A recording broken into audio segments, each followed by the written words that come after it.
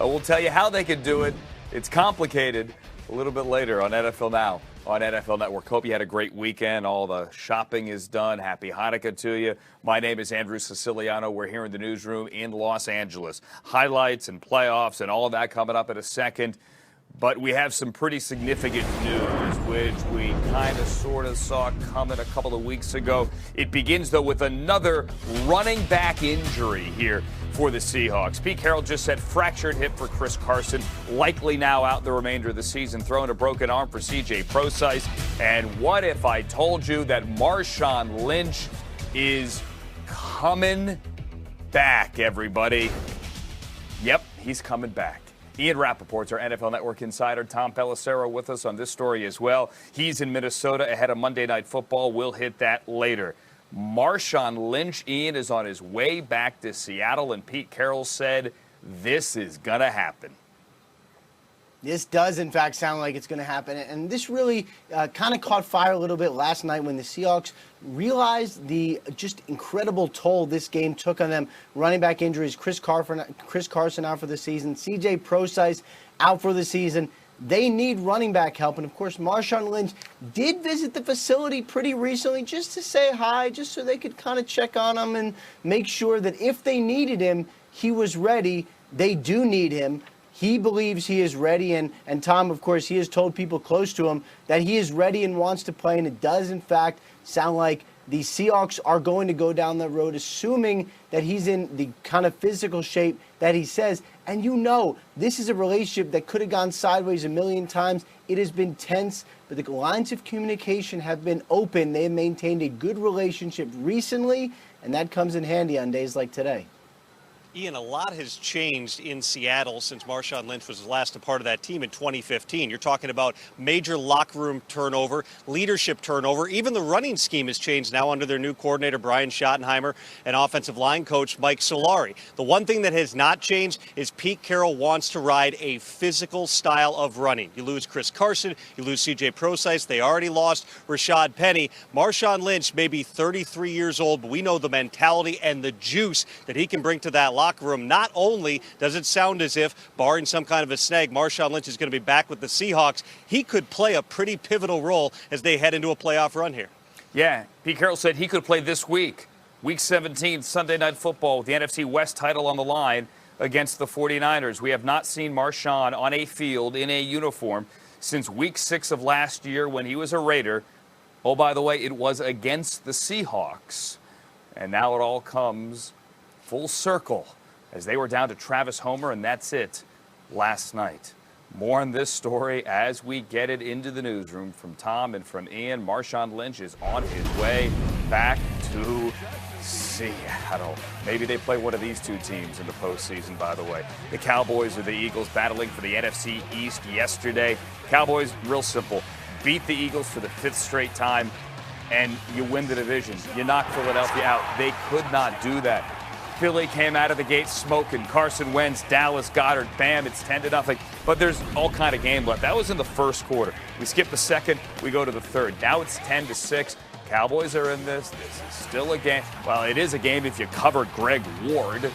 Greg Ward, 38 yards. What a December he has. That gets it into the red zone. What a 4 catches on the day. And then 5 plays later, Miles Sanders with a 1-yard touchdown. High five, Jeffrey Lurie.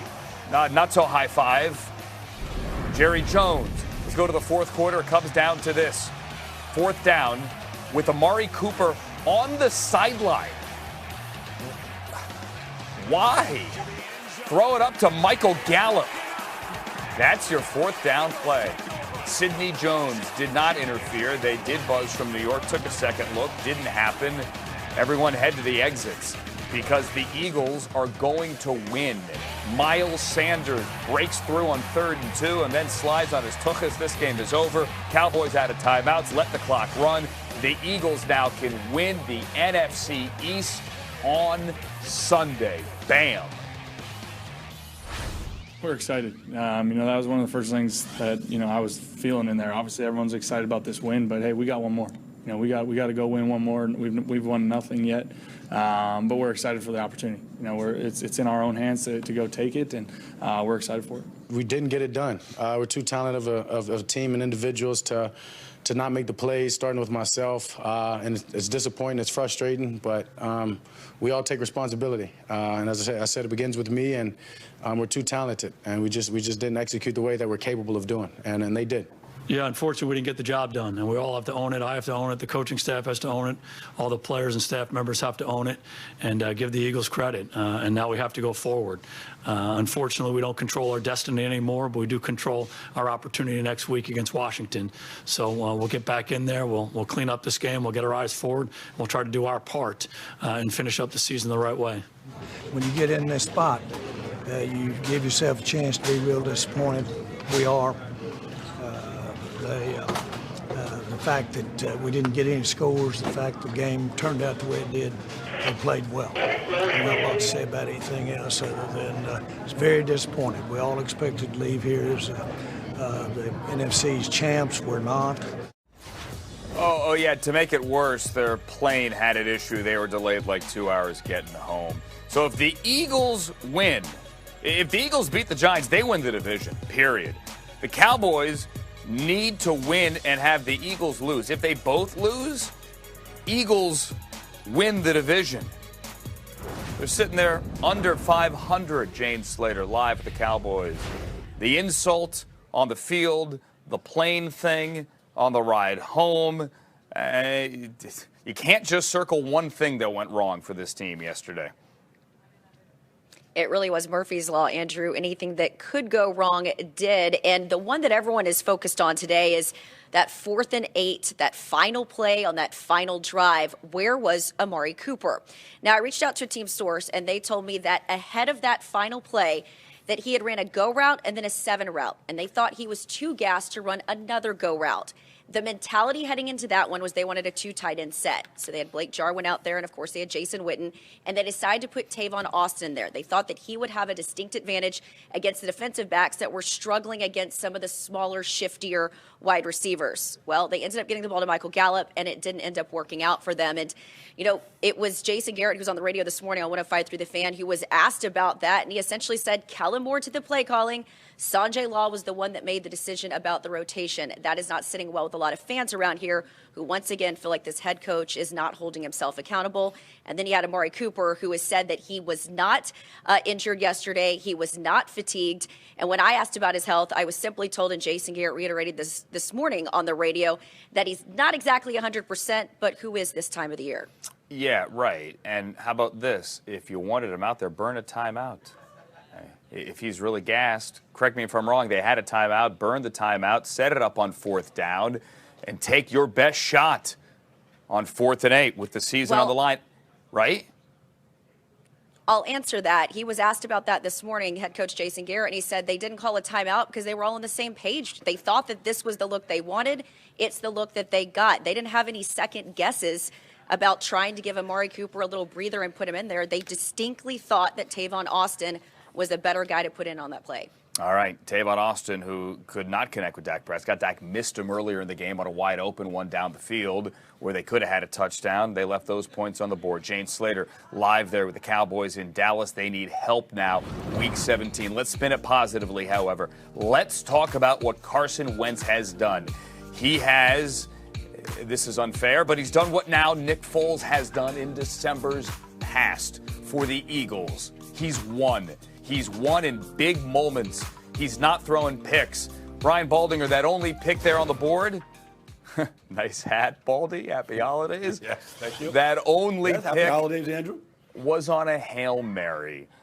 So shut up about Carson Wentz, not you, everyone else here. He's playing winning football when they need him most.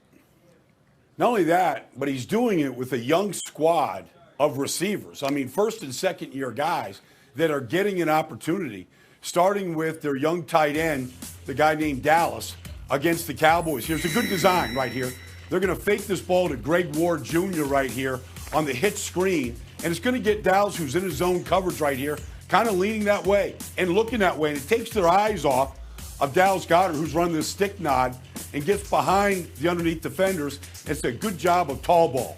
Wentz to Goddard, throw it up, put it on the rim, let Goddard go get it. Here's the same play from the end zone. You can see Jalen Smith and Sean Lee are going to both take a look at what this play action does. And it does take their eyes off of Goddard here, who scored the opening touchdown of the game on this 6-yard touchdown pass. So that got him in the end zone. But there was a lot of young players that really stepped up for the Eagles. Like on this play right here, you got a bunch formation. There's J.J. Arcega-Whiteside, their second-round pick out of Stanford. And Dallas does a great job here in man coverage. They've got them all just plastered. Now Carson's going to roll out of the pocket, buy some time. Who wants to come to the party? Who wants to uncover here? And it's J.J. Arcega-Whiteside in the opening drive of the game. That would end up leading to a field goal. And then the Eagles just have not had a true slot receiver the way Greg Ward can run these routes. This is just a wheel route. It's an out that gets converted here. And Carson Wentz threw that ball on timing, anticipation. You said it earlier, 38 yards on that pickup. You know, and then if you look at here, this is just the matchup that they were hoping to get. They got Goddard against Jeff Heath. Again, a little bit of tall ball, a little spray fade action on the outside right in front of that Cowboys bench. And Carson threw another dime. He threw a bunch of them yesterday to a flurry of really young receivers that are just kind of coming into their own and just beginning the development right now. Brian Baldinger wearing the hat to promote his own breakdowns. Not just spreading holiday cheer, but doing so to promote the product. Thank you, Santa Baldy. Stay there. We're getting back to you. It wasn't all good news for the Eagles. Zach Ertz has a rib issue. He left the game. They said he was questionable. He came back. You saw him getting wrapped up there. Ian Rappaport's now telling us it is a fractured rib. That is an issue with or without Dallas Goedert there as the other tight end. Ian, fractured rib, any chance he plays this week? That is still to be determined. He's actually having additional tests just to make sure everything else is okay there. But, Andrew, if you wonder sometimes how tough are some of these guys you see on the field, this was a significant injury that Zach Ertz was playing through. A fractured rib, went back into the locker room, ended up coming back out, kind of gutting through it, somehow was able to play and help the Eagles get back to the playoffs. Still TBD on next week, but obviously this is something that would be concerning, although Dallas Goedert did play really well and does seem to be coming into his own a little bit. Meanwhile, another injury that we have been keeping our eye on, a former injury, Deshaun Jackson, who had sports hernia surgery earlier in the year, is eligible to come off IR, not the first week of the playoffs, but the second week of the playoffs. And my understanding is, based on how it's going, how he's feeling, and how his workout schedule is, he should be ready when the bell rings, should be ready when he is eligible. The Eagles would have to advance, but if they do, they may have Deshaun Jackson out on the field. Wow, you could be getting reinforcements there with everyone else banged up. Ian Rappaport, all kinds of injury news. Back to the phone, more from Ian a little bit later here. If the Eagles do get in, they would be the 4 seed. There's a chance they'd be playing Pete Carroll and the Seahawks as the 5 seed. The Seahawks had issues with the Cardinals in Seattle again yesterday. Arizona came in having won 4 out of 6 at CenturyLink, making 5 out of 7. Look at Kyler make a play there to Larry Fitzgerald, and the Cardinals have a lead 14-7. But Kyler would also be an injury concern.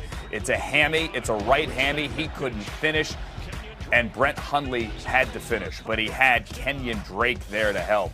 Seahawks allowed 253 yards on the ground. They lose 27-13. All is not lost, however, at all, with or without Marshawn Lynch.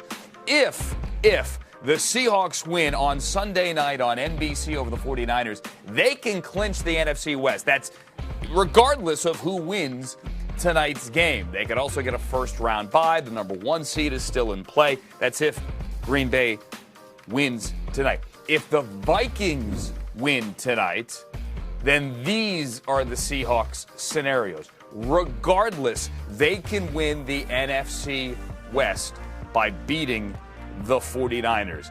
However, the 49ers are the only team in the NFC that, quote-unquote, I hate the phrase, controls your own destiny for the top seed. If Jimmy Garoppolo and the 49ers win that game on Sunday night, they lock in the number 1 seed. This after converting 2 amazing 3rd and 16s 2 3rd and 16s on the final drive against the Rams. Miscommunication Saturday evening on NFL Network between Taylor Rapp and Jalen Ramsey on that last one to Emmanuel Sanders. You knew Robbie Gould wasn't gonna miss. Rams are out. Niners keep on keeping on for the #1 overall seed. Again, the NFC East winner, Philly or Dallas, will be the 4. There are countless scenarios for the NFC. But as I said before, Steve White, the Niners are the only one that could say if they win Week 17, they have the 1. They have defensive issues here.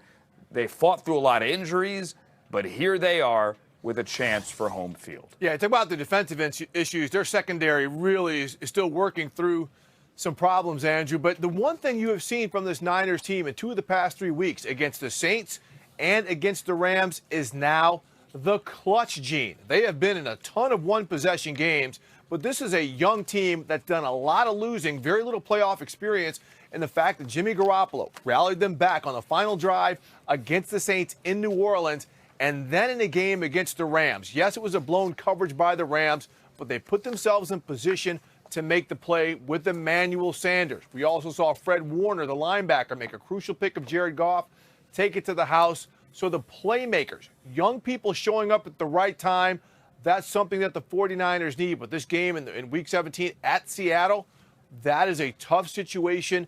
They know that Seattle can give them problems up there, the noise, all those factors. So we'll see once again if they can come up with that clutch gene that they've shown in the important wins down the stretch. We all thought that game was going to go to overtime. 3rd and 16, the Rams had a killer pass rush in the second half. They're getting after Garoppolo.